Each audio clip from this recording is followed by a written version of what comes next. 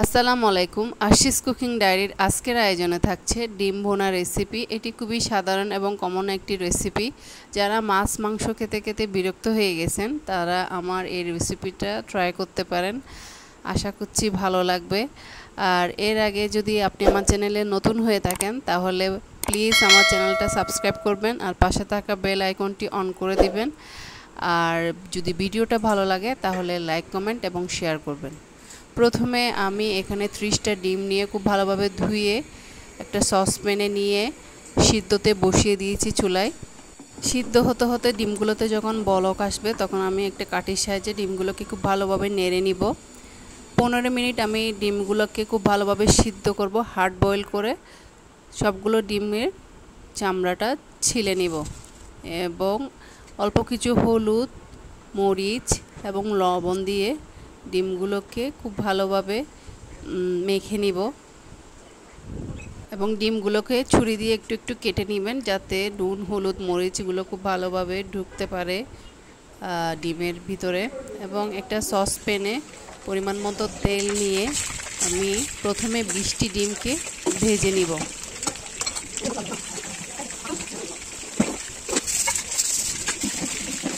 এক পাশ হয়ে গেলে আমি আরেক পাশটা উল্টিয়ে নিব। সবগুলো ডিমের আরেক পাশ উল্টিয়ে নিব। এখানে আমি 20টা ডিম প্রথমে ভেজে নিচ্ছি।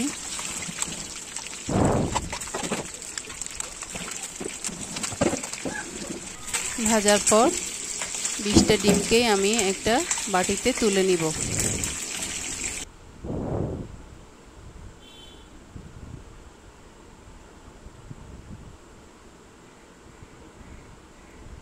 এবার আমি 6টা ডিমকে ভেজে নিব। এক পিঠ হয়ে গেলে আমি আরেক পিঠ উল্টিয়ে নিব। খুব ভালোভাবে ডিমগুলোকে ভেজে নিব। ভাজার পর আবারও আমি তুলে নিব। এবার যে অবশিষ্ট যে ডিমগুলো থাকবে আমি সবগুলো ডিমকে একসাথেই ভেজে নিব। আলাদা আলাদা করে ভাজার কারণ হচ্ছে যদি সবগুলো একসাথে ভাজতে যায় তাহলে ভেঙে যাওয়ার সম্ভাবনা আছে। সেজন্য আমি 3 ব্যাচ করে ভেজে নিয়েছি ডিমগুলোকে। ভাজা হয়ে গেলে আমি সবগুলো ডিমকে উঠিয়ে নিব একটা বাটিতে। এখানে আমি মোট 30টা ডিমকেই আমি ভেজে উঠিয়ে নিয়েছি। রান্নার একটা প্যানে পরিমাণ মতো তেল দিয়ে এখানে শুকনা মশলা ফোড়ন দিয়ে দিয়েছি 2টা তেজপাতা, 3-4টা দারুচিনি, 3-4টা এলাচ দিয়ে দিয়েছি। 1 কাপ পেঁয়াজ বাটা, 4 টেবিল চামচ রসুন বাটা, 2 টেবিল চামচ আদা বাটা, স্বাদ মতো লবণ। এবার খুব ভালোভাবে নেড়ে নিচ্ছি যাতে আদা রসুনের কাঁচা গন্ধটা চলে যায়।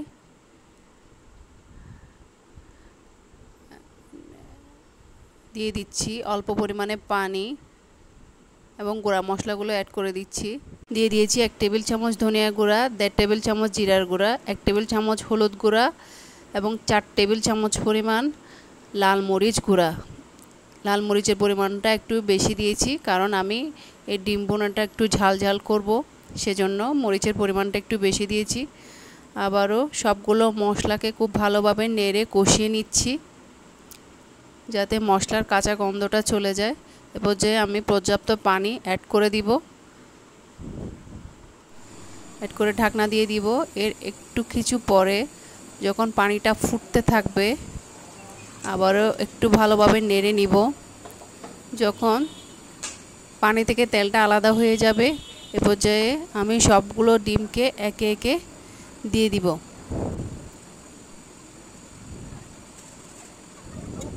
চুলার জালটা একদম মিডিয়াম টু লো এর মাঝামাঝিতে থাকবে। এখানে আমি মোট 30টা ডিমকে দিয়ে দিয়েছি। ব্যাস ঢাকনাটা লাগাই দিব।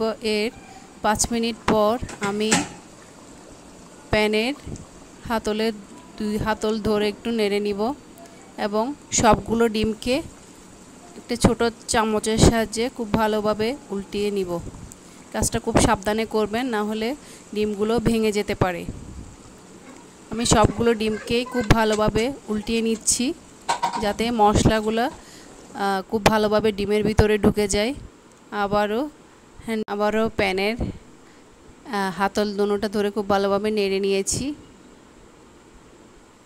একটু পর পর এই জিনিসটা করতে থাকবেন, তাহলে ডিমের ভিতরে সব মশলা উপকরণ ঢুকে যাবে। এবং আমি চুলার জাল এ পর্যায়ে একদম লোতে করে দিব। লোতে করে 5 মিনিট রান্না করব। 5 মিনিট পর ফিরছি ফাইনাল লুক নিয়ে। এর মধ্যে আমি লবণটা চেখে নিব। লবণ যদি ঠিকঠাক হয় তাহলে আর লবণ দেওয়ার দরকার নাই। আমার ডিম রান্না ডান। সবগুলো ডিমকে আমি একটা সার্ভিং ডিশে নিয়ে নিয়েছি।